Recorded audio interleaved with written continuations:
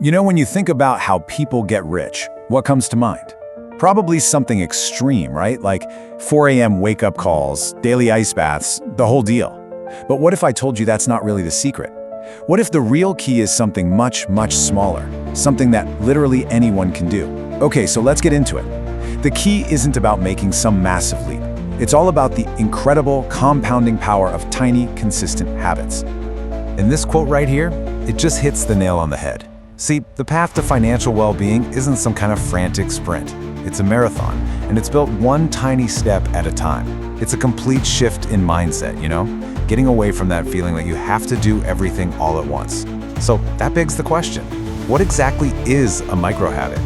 Well, a micro-habit is pretty much what it sounds like. It's a tiny little action, something so small it almost feels silly not to do it. But here's the secret sauce. You practice it consistently. The real magic happens over time. Think of it like a tiny snowball rolling down a really long hill. These little actions compound, and they end up creating these massive results, not just in your bank account, but across your whole life. So we're going to break down how you can build these habits across 3 core pillars. First up, pillar number 1, master your inner game. Because look, before you can build any kind of financial machine on the outside, you have to get the foundation right on the inside. It all starts with your mindset and the environment that you create for yourself. You've probably heard that old saying, right? You are the average of the 5 people you spend the most time with. Well, this slide just lays it out so clearly. I mean, think about it. If you're surrounded by constant complaining and negativity, it's like trying to swim with an anchor tied to your leg. But when you flip that and you surround yourself with people who are all about ideas and solutions, well, you can't help but soak up that forward-moving energy. It is a total game changer. Okay, here is such a powerful micro-habit for building self-belief. Create an I can do this file. It's super simple. It's just a log where you write down your successes, big or small, it doesn't matter. Because let's be real, life has its ups and downs. And on those days where you're feeling kind of low, going back and looking at this file, man, it is such a powerful reminder of what you're capable of. It helps you refocus and keep pushing forward. And to round out our inner game, let's talk about daily gratitude. Now, I know what you might be thinking. How is being grateful going to make me rich? Well, here's how. When you train your brain to look for the positive, even if it's just something as small as the perfect cup of coffee, you're basically rewiring your focus. You're building a mindset that sees opportunity instead of obstacles. And a mind that's primed for positivity is not only more resilient, it's way, way more likely to spot those financial opportunities that other people just walk right by. All right, let's move on to pillar 2, build your financial machine. So with that inner mindset in place, it is time to create the practical automated systems that are going to manage your money for you so you don't have to. This right here is an absolute game changer, and it's famously championed by Warren Buffett. The principle is so simple but so powerful. Don't save what's left after spending, spend what's left after saving. And the key is to automate it. The second your income hits your account, set up an automatic transfer to your savings and investments. You prioritize your future self without any effort at all. It makes saving totally consistent and effortless. And when you are saving, you have got to be specific. A vague goal like, I'll save more money, it just has no teeth. It has no power. But a specific goal like the one you see on the right gives you a clear target, a timeline, and it breaks it down into manageable monthly steps. The more specific you get, the more likely you are to actually achieve it. I know that auditing your spending doesn't sound like a lot of fun, but it doesn't have to feel restrictive. Think of it more like creating a financial compass.